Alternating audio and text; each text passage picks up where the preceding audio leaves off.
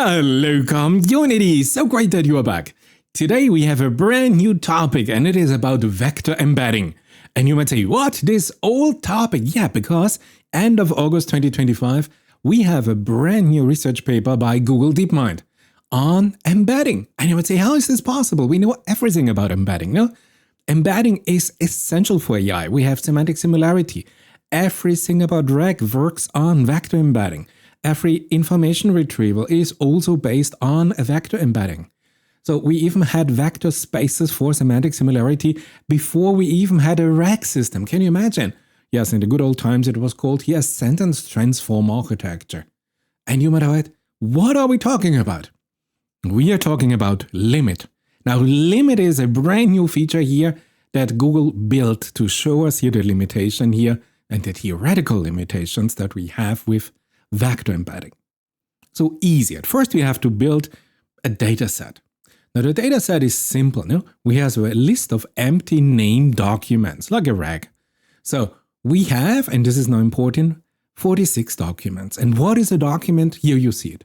A document is simple. It is a sentence, a single sentence. We have here Alice Smith, so a name and likes. This is the all of the document. Then we have Bob Jones likes and Jordan Durbin likes and whatever. And we have 46 of those really complicated sentences. And then we have a list of defined queries. Now, interestingly, Google decided for a numerical reason I'm going to explain later to go exactly with 1035 queries. And it's always the same structure. Who likes apples? Who likes beers? Who likes zebras? And guess what? You say, okay, there's no connection because, there's something missing. Yeah, we have now to build the truth, the ground truth. We have now to build the world if you want. So Google tells us, you know what? We do a predefined relevance matrix now. This is now our causal truth because we want to be the simplest possible model. I don't want to go with some complex linguistic. I don't want to train it on 100,000 human sentences. We make it as simple as possible. Look. This is another instruction, and this is here for the query number 5. It is document 12 and document 34. Now, what does this mean? Have a look. Query number 5, who likes quokkas? It is 12 and 34. So, if you want to solve this complexity, it is John Durbin likes quokkas and Leslie Laham likes quokkas. And you might say, wow, and now we have 46 of those really complex sentences. And you might ask, and you really think that here we discover something new? Absolutely, and something fascinating.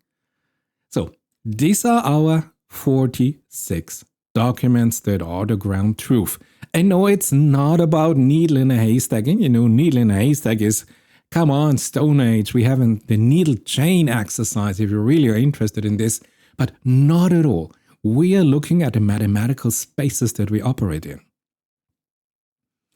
And this is a crucial scientific reason that they have chosen this method. So limit is now the name of this dataset, of this world, of this truth. And what's beautiful, it is a syntactic, controllable engineering fact. There's nothing undefined, yeah? Zero ambiguity. It makes the evaluation perfectly clean. And if you think about, hey, this is just a keyword search. This is the simplest ever, no? Yeah, beautiful. And now let's have a look at our huge LLMs, at multi-billion parameter LLM, large language models, state of the art. And they will fail on this trivial keyword search. And the failure cannot be blamed on the language complexity. Because the language that we use in the interpretation, the semantics here, the context is maybe too complicated for the LLM. Not in our case. Now we are absolutely to the lowest linguistic complexity that we have. And of course, you understand that the authors set up a trap here, no? So they created here a task that is linguistically so simple, but as it turns out in the second half of the video, I will show you that it is geometrically impossible to solve, thereby proving that it is the geometry So the limited representational capacity of this mathematical vector space that we use for the embedding of our semantic terms, that is the true bottleneck that we are facing with vector embeddings. And I tell you now the result. This model here, and with the latest state-of-the-art LLMs, will fail because the full set of those 1034 queries on only 46 documents, and remember, a document is a trivial single sentence, creates an impossible web of geometric constraints on the mathematical space that we operate on. So, to make it now a realistic retrieval task, go with any RAG system that you like, classical RAG, whatever, agentic RAG, they create now here this limit data set, but now they place these 46 interconnected documents equals sentences into a corpus of the complement to 50,000 documents, sentences. So you see, they're hiding those 46 highly interconnected documents. And no, it is still not about needle in a haystack. And then they say, okay, and now let's have a look at our model. And we will now, the task is for the model to rank here the 46 sentences correctly. But of course, you have to retrieve them, like any other RAG system, from a large pool of documents, from a database, from the internet, so ever. They want to have real-world condition. And even they said, you know what, sometimes our LLMs are so clever, they understand, if the documents are really short, they learn that the short document or the correct document, so to prevent this from cheating our LLMs, they said, you know what, we do padding. So we fill up our 46 sentences exactly to the same amount of tokens, so there's nothing indicating here they all have the same length. And here are the results. Here you have it. And here you have all our beautiful color-encoded LLMs that are particular now for the embedding system. Everything from Mistral and Snowflake and Llama and QN3 and Gemini and everything. And look at this. Look at this. Except the last two. Do not look at the dashed line, the BM25, our old grandfather. And don't look at the modern Colbert system to do dashes. Forget those. Now we go for the classical LLMs. And here at Recall at 2, this is here one of the metric that we benchmark. And here we have a score from 0 to 100%. Look at this. On the x-axis, we have the embedded dimension. So we go from 32 dimensions to 4,096 dimensions. So for our 46 sentences, that should be really no problem at all. And for the rest of the sentences, no problem now from a theoretical point of view, but look at the performance. Those models here, everything from Mistral over Llama over Q1 or Gemini, whatever you have, is at 0.0, let's say 0.5%. This is it. And if you say, okay, let's go to a recall at 10, we are below 0.01, and okay. And then if you go a recall at 100, and I explain what this means in a second, and then you see that they're coming up to maybe 20%. Why is this? What is happening here? Why is the system failing? I mean, all the embedding systems are failing here. Why? And look at BM, our grandfather, BM25. I mean, can you see this? Is this possible? Close to 100, above 90%? What is happening here? And this is the beauty of this new research paper by Google. And they say, you know what? It is not a search problem. Because if you look at this and you think, okay, listen, the complexity is maybe that you only have 46, in 50,000 sentences. So it is the search. The LLMs are not able to have efficient search mechanisms. And Google tells us, no, it is not a search problem. It is a pure inherent systematic failure of the vector space, of the methodology that we use. Because you know what? Google then comes and cunningly as they are, they say, you know what? Now let's forget about these 49,000 something documents. Now our world only consists of these 46 document versions. Those 46 sentences, simple, short. This is all there is. Nothing else. Those are the documents for a RAG. And now, if we ask the system to perform a classical RAG task and re-rank and whatever you have, I will show you that the model can still not solve it. And now I have to tell you from my operative experience, my RAG system have to deal with hundreds of sentences that are brought back from the internet, from the databases, from my database server. And now we are looking here at 46 sentences. And the best model that we have today for the embedding fail even to get up to 60% at a recall at 2. And I explain this in a second. Here are the data. If you now say, I only have my 46 sentences, nothing else. At a recall at 2, we are at below 40%, and 1 is here coming up to above 50%. At recall at 10, okay, and then a recall at 20, we start to come up to our grandfather BM25.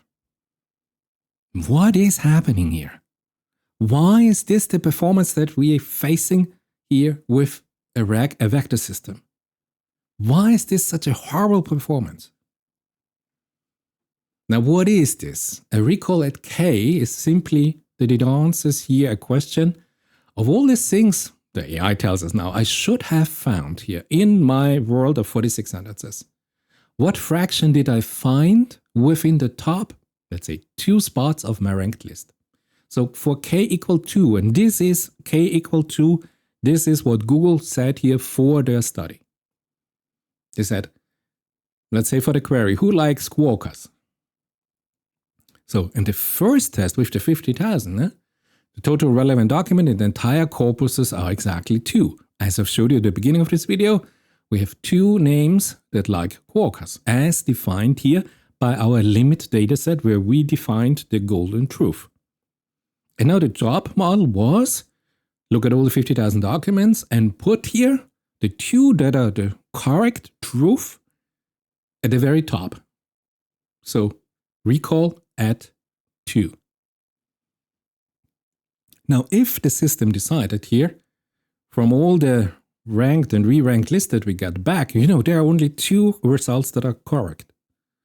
And now they say, what is the amount of the results that are correct returned? And if you see, instead of Doc John and Doc Leslie, it is the top 2 results are Doc John and Doc Ovid, so it's only 1. So it's 50%. And now if you do this for a large number of queries, and remember we have a lot of queries, and then you sum it up, and the average score is below 60% for the recall at 2 measurement, that this means the model is failing to place one or both of the correct documents into the top 2 slots that are returned now in our RAG system, in our information retrieval here, and found. Or if you want to see this here, maybe in another framing, if you have here the bull here, great. And then if I say recall at 5, so I give you here 5, if you want, areas where you can land with your answers. Or I say, I make it bigger for you. Look, a huge area that you can now hit. And this is a recall at 10, because we have 1, 2, 3, 4, 5, 10 possibilities. But you remember, we only have 2 correct solutions for 1 query, because this is how we define the world, how we define the truth to be. So this means if I go from a recall at 5 to a recall at 10, all I do is I change the size of the success zone, and I tell the system now, okay, listen, if you don't find it in recall at 5, let's look at recall at 10. And maybe it is about the top 10 position that I find my top 2 correct statement. Or if you looked at recall at 100, just look at the first 100 ranked position here of the documents. Maybe the 2 are in the 100. And then I say, yes, success. So, wow, no? If you want to see this here in text, again, query number 5, we like quarkers, and this is 12 and 34 as defined. So we have now a listing, and if I do a recall at 2, I count here exactly the first and the second position, And you see here there's only one, so we are at 50%. And if I say I recall at 20, I look at the top 20 rankings and re-rankings and re-rankings and whatever you have, and you see if in the first 20 they are the two correct one, we say 100% performance. But of course, what we're interested in is recall at 2. So this proves now, without a doubt, in this beautiful here example by Google, this proves the problem is not about finding the documents in your stack, but about the intrinsic inability to represent the required relevant patterns. And if you have a high performance at recall at 20, it doesn't mean that the model is better. It just means that the evaluation metric is less strict. It's just say, okay, your top 2 elements should be ranked in the first 20 returned elements. So you see the goal of limit here by Google was to intentionally create a geometrically impossible scenario in a small, absolutely controlled linguistic environment. And instead of sampling here now a few combinations, they now really decided to force the model to represent all combinations, thereby, if you want, stress testing its fundamental representational capacity in the vector space. And what we do without thinking, and I do this every day, I build here my own vector spaces with my own complexities of my domain. Let's say I work in theoretical physics. And now we have a limit that this is geometrically impossible at a certain point. Now you might say, but look at the models. Maybe the models are not up to date. No? So Mistral 7b, guess what? It's a Mistral 7b LLM as a foundation model, and then it was fine-tuned for embedding. Llama 3 8b, guess what? Yes, you know it. Gemini models, specialized models from the Gemini family, fine-tuned for the embedding task. QN3 embedding or Snowflake embedding, guess what? Yes, you know this, no? Powerful state-of-the-art LLMs have been adapted and trained specifically for state-of-the-art text embedders. Now you might say, wait a minute, so it's not the LLM? Of course not. Standard LLM does not put a single neat vector representation after a sentence like we have our 46 sentences or the document. Ne? Because if you want to do this, you have to have an architectural change to your LLM. Ne? You have to take the final hidden layer output from the LLM for every token in a sentence and pool them together to create a single fixed size vector. And you know this. This is a common method we use to take here the hidden state of the CLS token or to average here the hidden states of all tokens. Or you can go with weighted structures or weighted sequences. However you want to encode this, never mind if you are consistent, you have a consistent encoding. And then you have a special fine-tuning on this LLM. It's also what we called from the old days contrastive learning, if you're not familiar with the term, but never mind. This is the key step because now we give here the knowledge of our domain to the LLM we present now a new data set for the fine-tuning. And this data set has a very specific structure, as you see here. No? The query, a positive passage, and a negative passage. It's a triplet that we present here to the AI. And this is our, if you want, fine-tuning data set. So this learns now the LLM exactly what technical terms or what domain terms in our semantic and linguistic are now close together and where should it push the vectors here further apart because they are dissimilar semantic pairs. And with this process, I hope you're familiar with this, this reshapes the model internal understanding of the language and we encode intelligent into the LLM. So what we do is we optimize it for a similarity comparison rather than a text generation. And this is it. This is AI. Now, of course, if you say, hey, I know this, you have on your channel more than 50 videos 2 years ago from sentence BERT system or S-BERT architecture. Absolutely, you're right. So those now are, if you want, a modern version of an S-BERT architecture, a little bit scaled up where you have improved representation learning, because the old Asperger system, it's 2 years old. But this is it, absolutely. But this is now here, the grandchild, if you want, a better model. So you see, we always come back to the old things.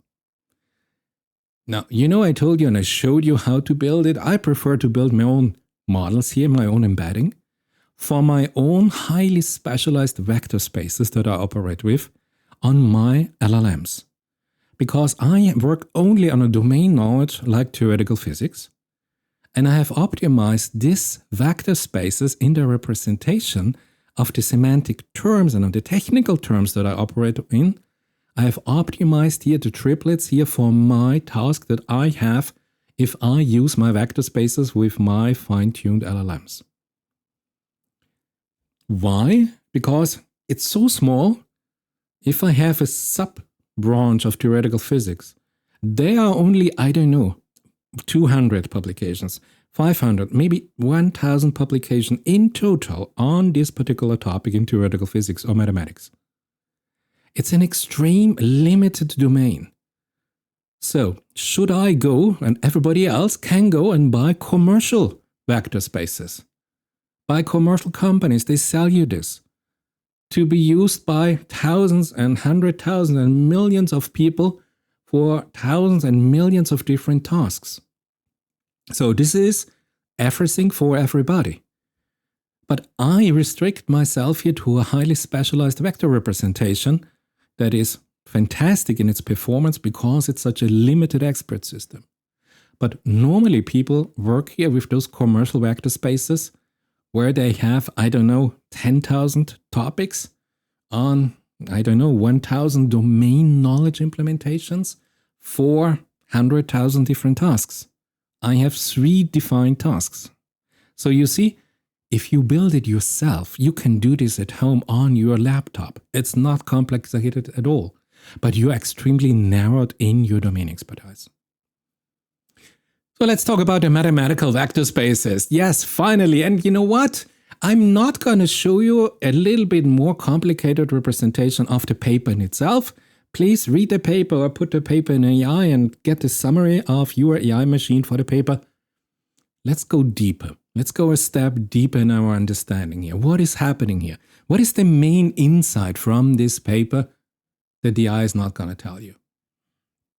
Now, what we are dealing with. We are dealing here that we have a query vector. This is here the query that we as a human have. And this is our task that we give to the AI. No? So we have a query vector, let's call it U. And you want to find all relevant document. Let's say we have somewhere on the internet, MCP, wherever you go, documents that are relevant to answer this query. So we transfer everything from the human language in a mathematical vector representation. And then we simply say, you know what? Now that I have a query vector and I have all my documents also encoded now in a vector representation in a vector space, now I just have to look which vectors are similar to the query vector. This is what we do for years in AI. This is standard. This is simple. No? So, and you say, okay, great. So the dot product between those that are relevant is higher than those that are irrelevant to my query. So if you rearrange this, you see you got a very simple expression. And if you say that this difference vector from the relevant minus the irrelevant is again a vector, let's call it W, we have suddenly the equation of a hyperplane. So x transpose times W equals 0 defines now the set of all the vectors x that are orthogonal or perpendicular to W. And in a high-dimensional vector space, this set of vectors forms a hyperplane that, of course, passes through the origin. So this hyperplane that we suddenly constructed with this methodology acts as a decision boundary for the complete system.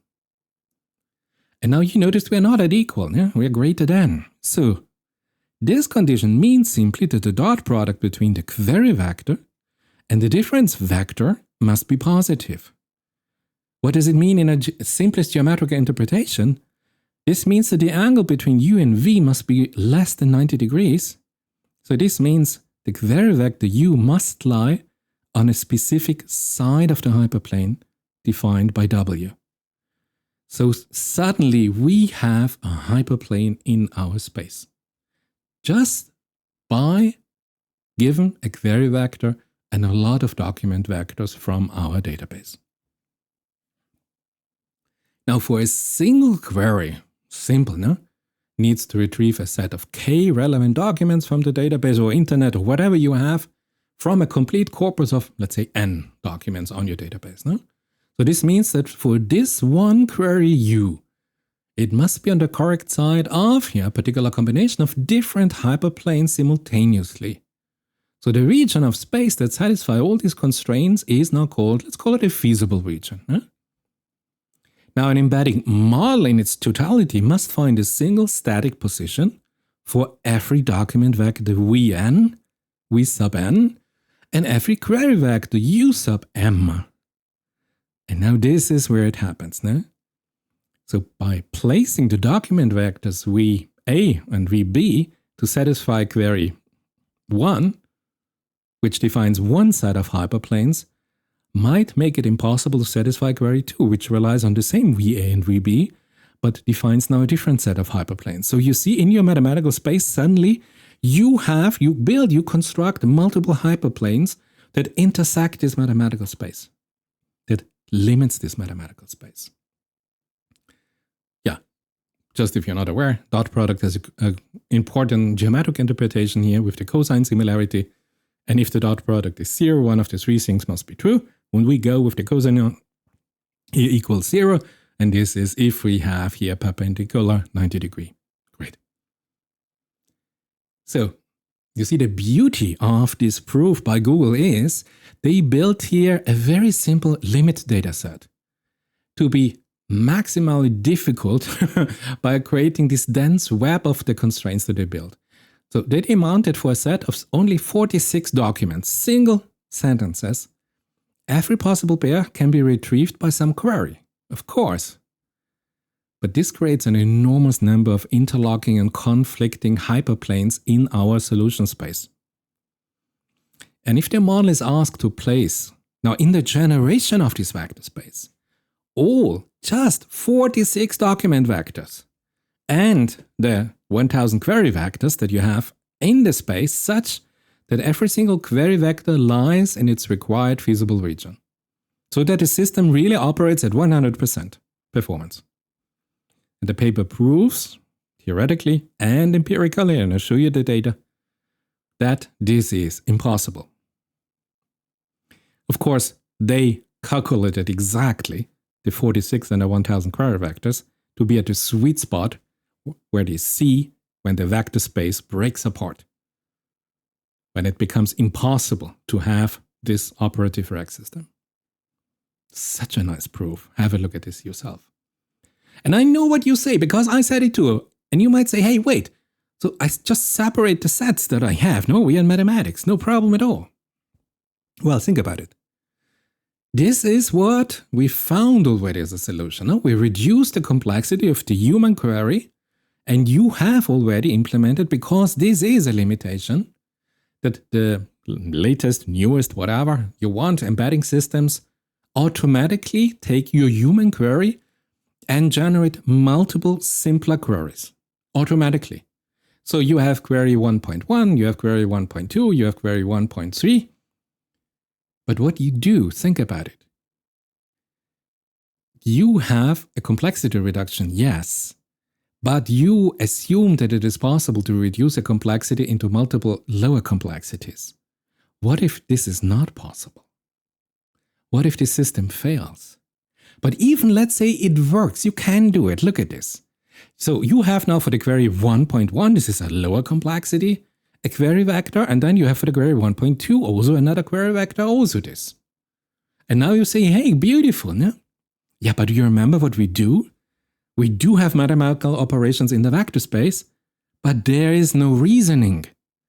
If you think about a classical RAG system, this is before we go and have this as an input to the prompt to the LLM before the LLM can now reason with this additional external data.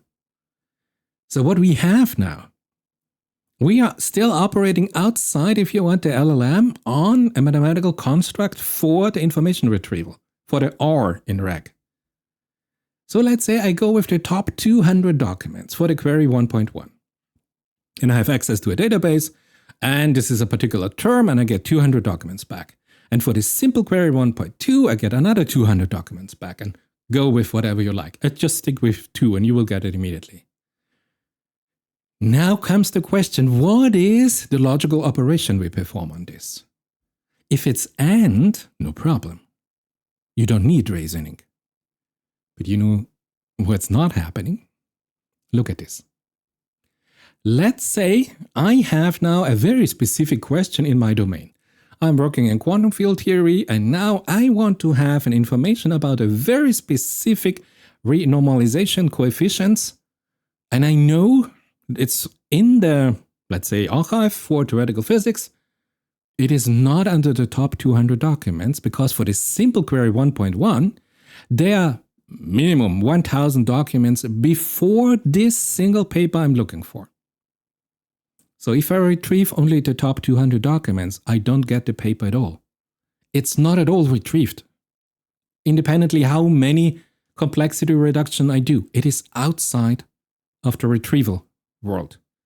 And this is true for every single lower quality or lower complexity query vector.